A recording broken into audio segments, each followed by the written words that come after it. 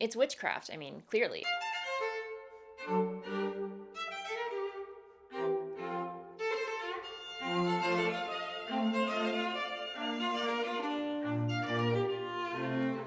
Hey guys, welcome back to my channel. I hope you guys are doing well wherever you are in the world. It is a cold, rainy, dreary day here in Bushwick, Brooklyn, but I hope the sun is shining wherever you are. It's been another long week, and as always, it's really great just to be sitting down, chilling, relaxing, chatting about all the knitting, all the making with you guys. I would not want to be anywhere else right now. So let me grab my cup of something, and I highly recommend that you grab a cup of something too, because we're gonna be here for a while. And why is that? As promised, I'm going to be answering some of your questions that you left for me in the comment section of the video that I posted 2 weeks ago.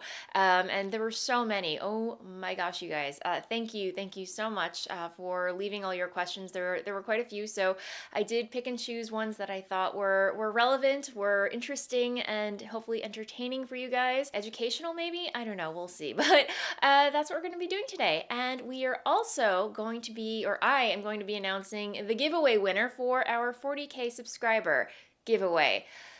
Yeah, very, very exciting. But I do want to take a moment to address the elephant, no, dare I say, troll that was in the room last week. I just want to sincerely apologize for the incident that happened in the comment section of my last video. If you're not familiar, I did post something to my Instagram feed and the top of the comment section letting people know to, beware of trolls in the comments impersonating me. So what happened was there was somebody going in the comments pretending to be me and letting commenters know that they had won the giveaway prize, which is crazy sauce because I would never do that. If you watched the whole episode, you know that I said that I was going to announce the winner in the video in the next episode. And I please know that whenever I do giveaways, I would never, ever let you know that you've won via comments, DM, text, chat, or any crazy third-party app, because what the troll was doing was they were, going through the comments and telling various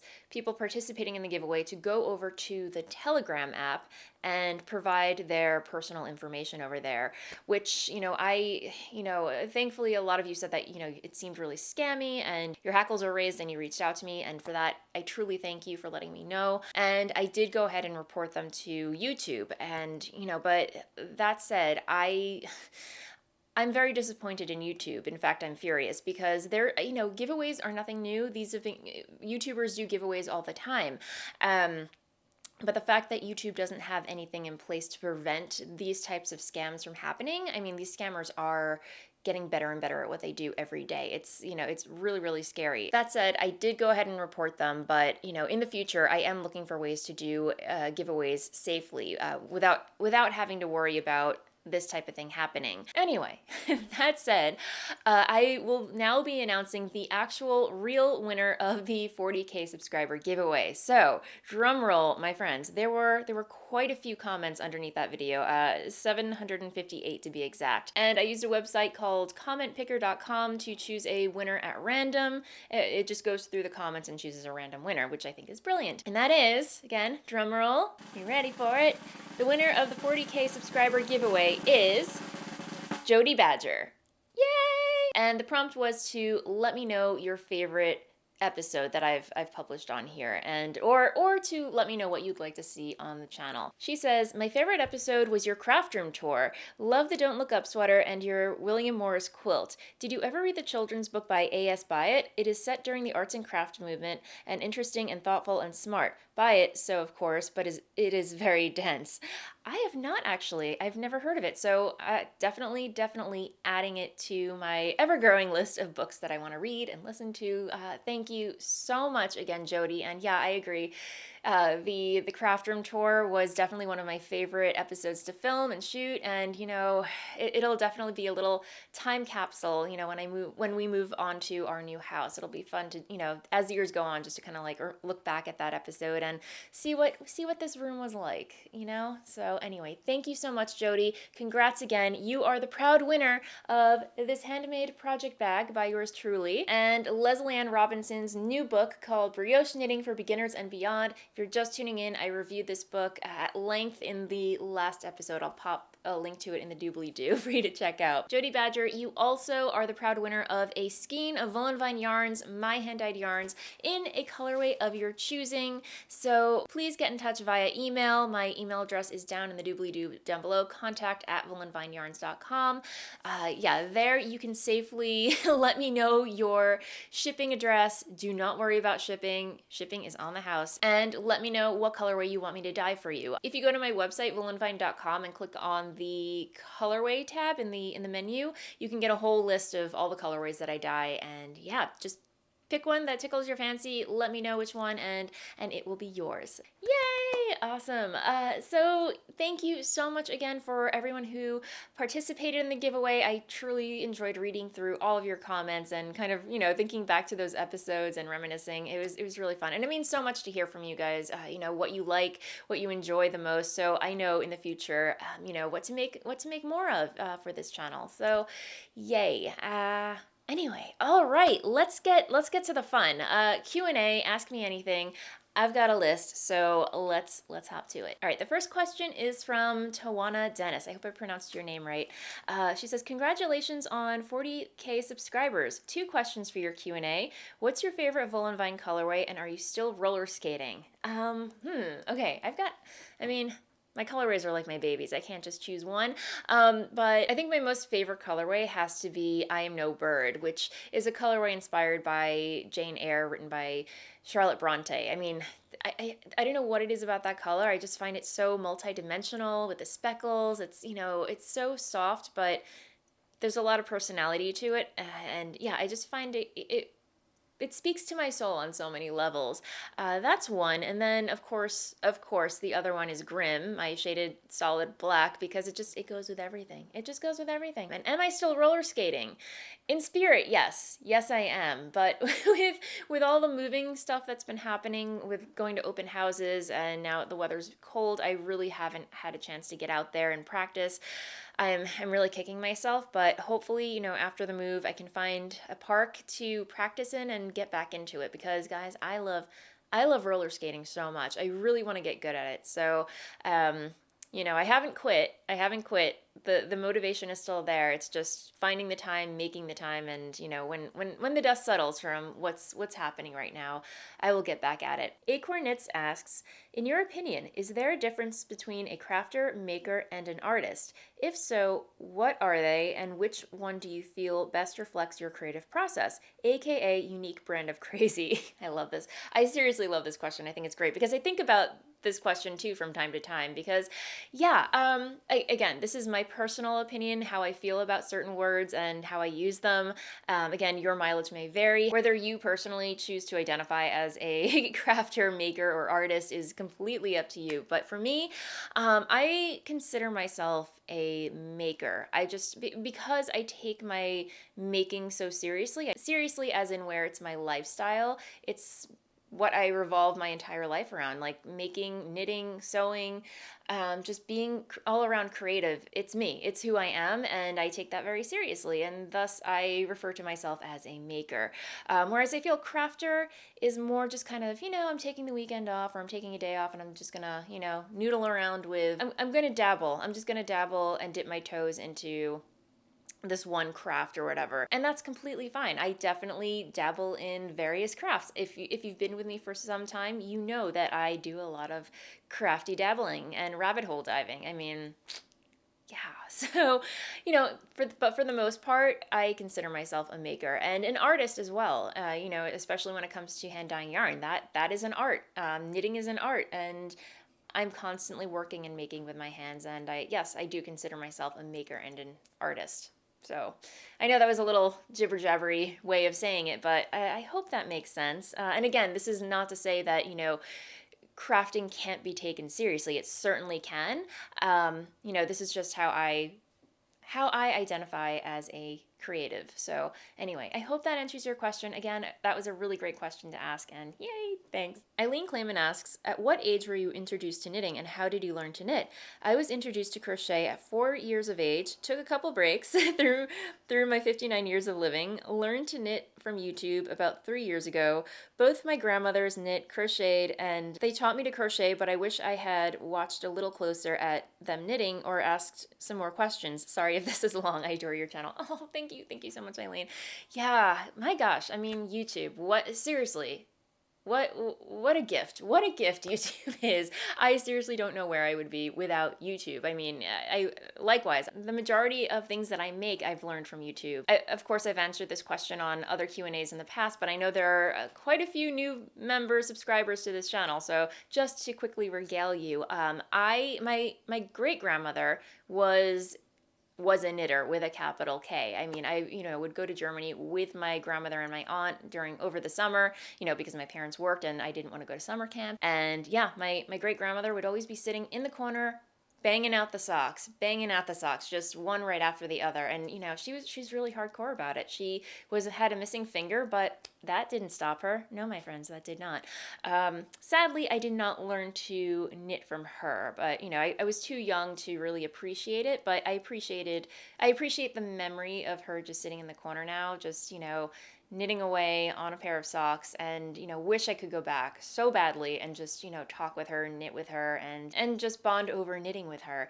Yeah, because she did pass away when I was very young, but and I didn't really truly get to know her, but I always have that memory of her, and yeah, I miss her. I really do. But I finally did learn to knit when I was 8. I think I was in, let me see, second grade. I must have been in second grade. And, because my parents worked, they couldn't pick me up right at, 3 o'clock when school ended. So we had some after school classes that we could choose, pick and choose from, like gymnastics, pottery, art. And there was one class called Needles and Thread. And I was just like, this sounds so exciting. Sign me up. And yeah, it was a class where we got to learn how to knit. And so we had this really lovely and adorable French teacher. I mean, she had, a very heavy French accent. She would show up in her little pumps and her Chanel jacket, and yeah, she was a lady, let me tell you.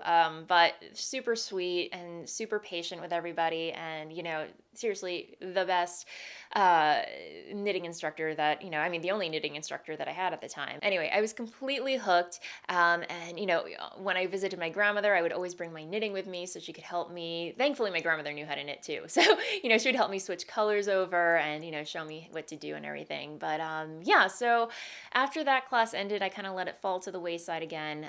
But then I fell back into knitting back when, what was it? Remember when the Stitch and Bitch book came out? Yeah.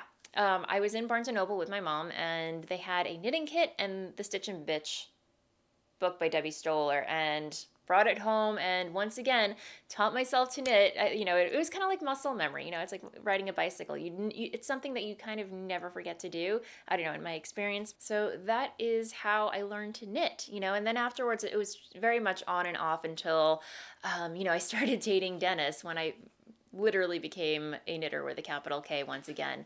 And just, Kitty, what are you doing? Rosemary Smith says, my question is, are you still spinning yarn? I've watched you for years and noticed that you no longer talk about spinning, but I see your wheel. I see your spinning wheel in the background. Happy crafting. Yeah, my gosh, I don't spin very much anymore. Sometimes I get in the mood to do it and I start spinning, but I never finish a spinning project. I honestly cannot remember the last time I finished spinning an entire bat of yarn or anything. It just doesn't bring me the joy that knitting or other crafty endeavors bring me, if that makes any sense. And if I do spinning, I think I have to stick to drop spindling and one of those little fibery tribble things. What do you call them? Little, not the huge 4-ounce bats, but just this small little bumps of fiber, because they're easy to digest. I know I can finish them in one sitting, and I think that's where, I don't know, I just don't enjoy spinning as much as I enjoy knitting. But I have my wheel. It's here for me. It's here for me when I need it. And yeah, let me see if I can show you Tallulah. Her name is Tallulah, by the way. She is a Lendrum double treadle. I think I purchased her maybe 6, 7, 8 years ago. Seriously, one of the best. I mean, I haven't spun on many wheels, but this one just totally resonates with me. It feels comfortable, and I have the double treadle, meaning like 2 pedals for your feet, so the back stays evened out because I have a very bad back, guys. But yeah, I really haven't felt compelled to spin lately, and it's a shame. Hopefully one day I'll get back to it, but for now, I don't know, I'm just not feeling it. Metatron Girl asks, what or who is the most inspiring to you? Or what motivates you to create things? Or if you feel like answering an easier question, what is your favorite comfort project? The kind of thing that's super easy, mindless, but satisfying. Mine's socks or hats. Used to be chunky knits and scarves, but socks are more fun. I completely agree with you. I mean, I haven't been knitting many socks as of late, just because I don't know. They get a little monotonous. I'm not gonna lie. I don't know why. Maybe it's because I know socks just go into your shoe and you don't see them or get to appreciate them. And the way I go through socks, I certainly don't treat my socks the way I should. They definitely go into the washing machine and they come out shrunk and yeah. So I think psychologically, I think it's pointless for me to knit socks since I don't treat them very well and they don't last very long. I know, it's terrible, but so I don't really knit socks, but I do find them a comforting go-to project on occasion. But for the most part, I think anything like stockinette, anything where I can just go on autopilot around and around. Scrappy projects are fun, kind of like the what do you call it? The granny stripe blanket, which is in storage because I haven't worked on it in so long. But yeah, just those like scrappy projects that you can just go on autopilot with. But yeah, I would say hands down, stockinette is definitely a comfort stitch for me where you can just tune out. That's comforting. Tuning out can be very comforting. But your other questions, what motivates me to create things? No, I'm just always motivated to create things. I mean, it's something like if I'm just, watching a YouTube video or just browsing the internet and, stumble on something and there's just something inside me that gets very excited, I just can't look away. I have to investigate. I have to dive down the rabbit hole. So, when I get that feeling of excitement and curiosity, I think that's a huge motivator for me. Like I know that it's something that it's a rock that I have to look under. I can't just leave it unturned. But as far as what inspires me, I get my inspiration from a whole bunch of things, guys. But mainly, I would say, like books, from art. I mean, if you've watched this channel for quite some time, I absolutely, I'm a huge fan of dark things, guys. Edward Gorey, Charlotte Bronte, Gothic literature. Let me see, who else? I love Art Nouveau. I love William Waterhouse paintings. I mean, there's the fantasy, the romanticism. I could go on. So I hope that gives you a nice little picture of where I'm coming from. But yeah, thank you so much again for that question. Lots of food for thought. So let me see who's next. Trisha McIntosh asks, do you enjoy gardening? And if so, will your new yard have space for that? Veggies, flowers, etc.? I have the blackest thumb ever, my friends. I am not responsible for the garden that is in our current backyard. That is all Dennis is doing. He is the one with the green thumb. I mean, he works magic on the backyard. My friends, I'm lucky if I can keep a house plant alive. I mean, I'm getting better. We have like a nice little menagerie of succulents and green plants by our kitchen window that I've assumed responsibility for. Every Saturday I get up and I water them. It's just become a habit, and thankfully they're doing all right. They're hanging in there. But for the most part, gardening is just not my jam.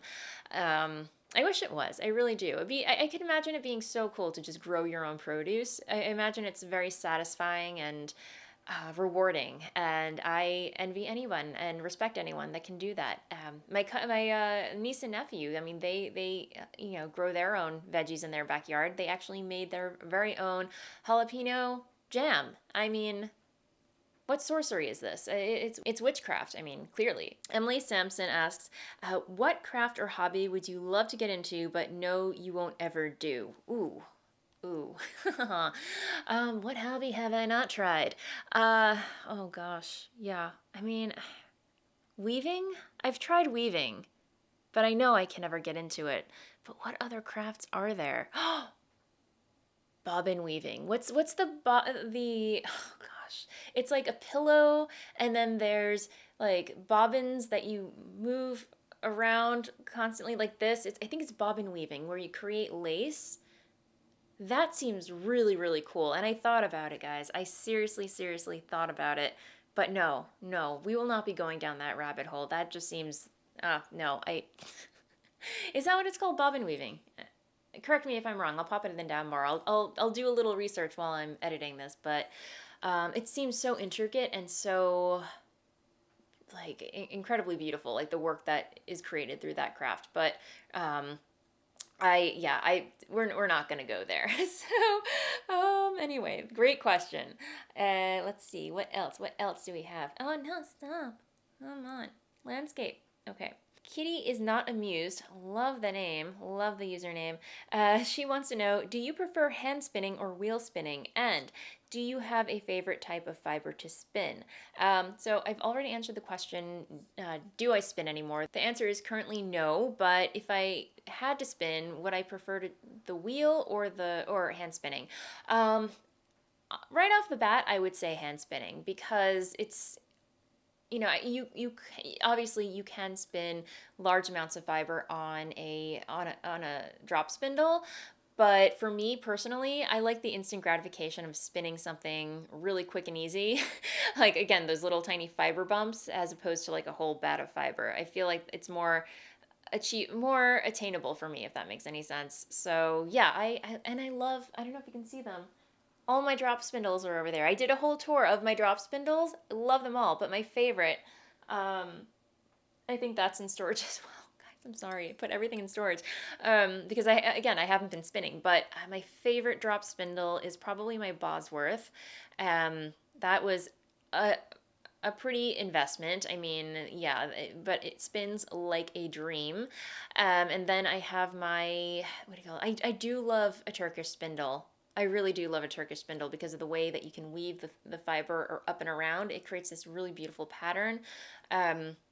So yeah, drop spindles for the win. Love them, love them, and they look pretty on the shelf. Am I right?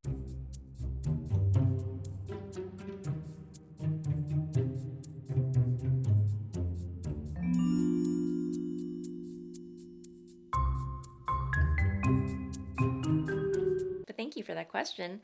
Let's see. Lisa Porch. Maybe you have told us this, but I would love to hear your background. Where you grew up, siblings, family, interests while growing up. Okay. Yeah, I don't think I talk about this too much, but I was born and raised here in Brooklyn. I grew up. If some of you are familiar with the area, I grew up in the Flatlands Marine Park area near Kings Plaza. I mean, that was my childhood mall. I'm an only child. Surprise, surprise. I don't know. Is that surprising that I'm an only child? I mean, I can entertain myself for many hours on end. I was pretty much raised by my mom and my grandmother. And, my mom remarried when I was 7 years old, so I moved to Manhattan after that. But for the most part, I have always been very interested in art. Growing up, give me a piece of paper and some crayons and I was happy as a clam. I mean, I took art classes and, but when I fell into knitting, I mean, I resonated so much more with the craft of knitting. I mean, I do consider myself, to be a relatively good artist. I do dabble here and there, but I didn't find it as rewarding as knitting. But, I grew up very close with my grandmother and my mother's side of the family.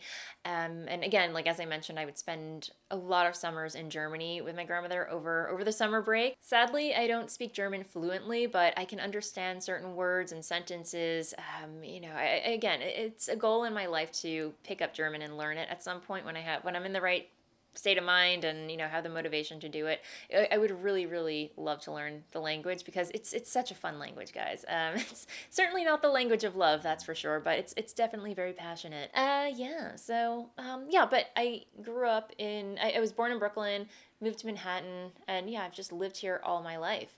So, you know, when Dennis and I move out of the city, it's gonna be pretty bittersweet because, yeah, for the longest time, I never thought I would move away from here because I love it so much. But you know, we need the space. Dennis and I are just ready for some peace and quiet, and you know, yeah, we just need more space to spread out.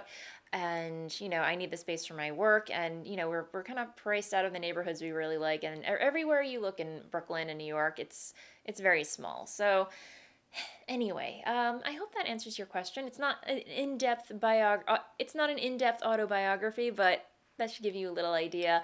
But thank you for asking. All right, I think this is going to be the last question because we're running short on time here, guys. Andrea N wants to know, she says, my question is not knitting related, but I read the A Court of Thorns and Roses series on your recommendation and loved it. Yay! Isn't it such a great book? She says, any other book series that you enjoy that are similar, I would love to hear about. Thanks. You know, I don't. Believe it or not, I am still hungover from that book series. I mean, Sarah J. Maas pretty much ruined every other book for me. Like, nothing can top Reese and Farrah's relationship.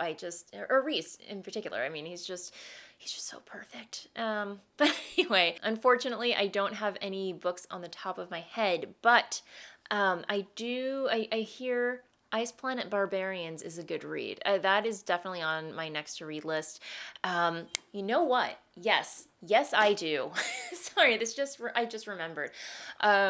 Although it's more historical based and a lot more, dare I say, raunchier. I'm going to preface this recommendation with a major trigger warning. Her writing is not for everybody, but you know, if you love Elizabethan history, if you love a good bodice ripper, if you can handle that, her writing is easily one of my favorites. Check out Bertrice Small. I mean, she was my gateway drug into the romance genre. I remember being 16, went on vacation with my parents, and the hotel had one of those libraries where, you know, people just leave books that they read behind. And for some reason, this book struck my interest, so I pulled it out, and the rest was history, my friends. Just her style is just it's so incredibly fast paced, but her descriptions are so rich and, you know, the way she describes outfits and costumes, she's wonderful. Sadly, she's no longer here. She passed away, I think in the early aughts, I'm not sure, but yeah, she passed away recently, but, you know, I really appreciate her writing because it's so incredibly fast paced. Like, the books are like this thick, but so much happens within such a small amount of reading. They're epic. They're sprawling, epic romance dramas. And, yeah, it's like a rolling rock. It just keeps going and going. And before you know it, you're like, holy cow, did that just happen? What just happened? What? It's a little bit, you know, you got to pace yourself sometimes. But definitely check out Bertrice Small, particularly her Skye O'Malley saga. You can't really compare it to ACOTAR, but if you do appreciate the slightly naughty scenes in that series, then, you know, I think you'll appreciate this one. Again, like, no series is coming to mind right now, but I did stumble on a Reddit thread for ACOTAR, and someone did mention the Atlas 6. That's next on my reading queue because someone recommended that they were coming down from an ACOTAR hangover, and that one kind of did the job. So, you know, be on the lookout for that one. I'll try and link to these down below so you can discover them yourself. But yeah, if anyone has any other recommendations, please feel free to chime in the comments down below and let us recommend some books that you think us ACOTAR stands would like to read as well, because yeah, we could use all the help we can get after coming down from the resand of it all. So anyway, that said, I am gonna end things there, my friends. I will be totally honest with you. I did not do, or I have been knitting away on my Don't Look Up pullover. It's right over here, but nothing to write home about other than I'm on the ribbing of the body. You see, It's very slow going. I think I made the body just a little too wide because Elizabeth Zimmerman's percentage system is very generous. I think I cast on too many underarm stitches and now it's a little wider than I would have liked it to be, but you know what? This is just going to be a super big, super cozy pullover. I mean, let me see if I'll stand up so you can see. Boop-a-doo. Yeah. So we're getting to Sleeve Island. We shall be on Sleeve Island by the next episode. Yeah, still very, very excited about this, guys. So anyway, stay tuned for that. In case you're wondering what I'm wearing, this is another pattern by Caitlin Hunter. This is her Tegna pullover that I knit, I want to say three or 4 years ago. It's knit out of Viola. What is it? Viola yarns, Viola and the Moon. This is yarn that I picked up from the last Rhinebeck that I went to. I think it was like a year before the pandemic. So I went to India Untangled and I got to meet Emily, the dyer behind Viola yarns, and which are like her colorways are absolutely stunning. And yeah, you should totally check out her online shop. She's great. But yeah, I'll stand up so you can see. Look, so fluffy. Easily one of my favorite sweaters, one of my favorite makes. It goes with a lot of things in my wardrobe. And yeah, so anyway, I am feeling kind of brain dead right now. I have not had any caffeine. I'm actually cutting out caffeine. I've made the decision to stop drinking caffeine because it doesn't agree with my stomach. And yeah, I'm, again, a glutton for punishment usually, and I just want my caffeine in the morning, my coffee ritual and my Diet Coke, but I have to do what's right for me because clearly it doesn't agree with my stomach all the time. So today we are drinking tea. This is decaffeinated Earl Grey with a little splash of oat milk and a stevia. And can you tell I'm a little brain dead, a little foggy? I've done this in the past and it didn't, I stuck with it for a little bit, but I always cave at some point. So we'll see how long this lasts. I don't know. Plus it's not helping that it's raining out. When it rains, I just get super tired. So anyway, if you're still here, thank you for bearing with me. I just want to say thank you so much to everyone for the birthday wishes.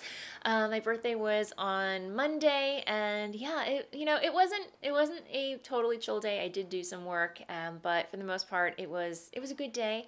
I got some making done. I got lots of knitting done, and then afterwards, Dennis and I had dinner with his cousins. We went into Manhattan and just had a really nice, lovely, intimate dinner, and yeah. As far as the move, we should be able to close, fingers crossed, next week. I don't know. I'm not setting anything in stone, but it could very well happen. If not next week, the following week. But we're getting close, guys. We're getting close. I'm trying to cross my fingers and it's not happening. But we're getting there, guys.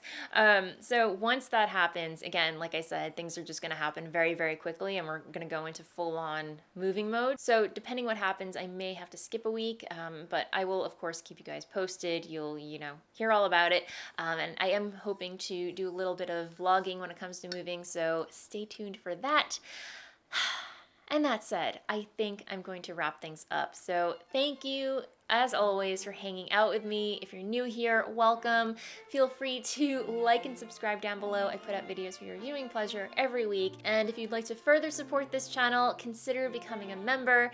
And you can do so by clicking on the join button right below this video. And you'll get access to some bonus features, including the Monday Waffle, where I post a bonus vlog every week, just kind of regaling you with what I got up to over the weekend, life-wise and craft-wise, and all that good stuff. But until the next video, happy knitting, happy making, happy sewing, happy rabbit hole diving, and I'll see you next time.